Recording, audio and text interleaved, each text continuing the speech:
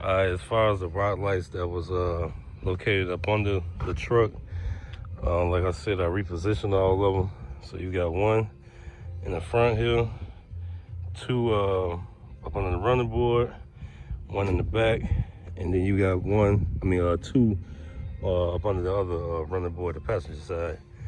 And as far as the harness that, the leads or the power wire that's coming off the rock lights go to, this was actually located on the passenger side fender well, and it really wasn't even zip tied up and then just hanging. So I took it from over there and I repositioned it over here. So now those are my wires coming from all the rock lights coming up through through the bottom of the truck and coming up here.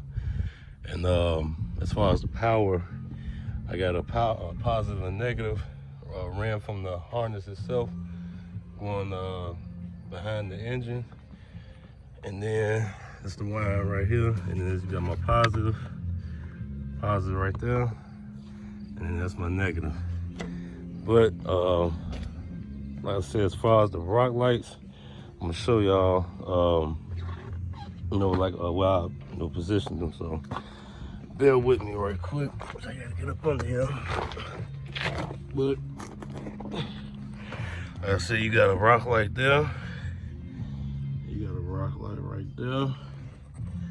You got another light. I don't know if y'all can see that one right there. Then you got another one. I don't know if y'all can see that one right there in the front. Then you got two more. This one right there. And there's another one right there. And you can see all of the wiring. Everything is all nice and neat. Even going up to the to the engine bay itself. So I don't know if y'all can see that, but it's all nice and neat, all zip tied up. So I already saw how it's gonna look at night, because I was out here all night working on the damn truck, and it's a totally different ground effect. So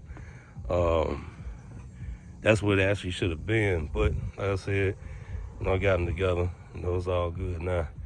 So later on, I'll probably get a better video and some better pictures of it at night. When it gets dark. So, but like I said, as far as that, that's all done. So.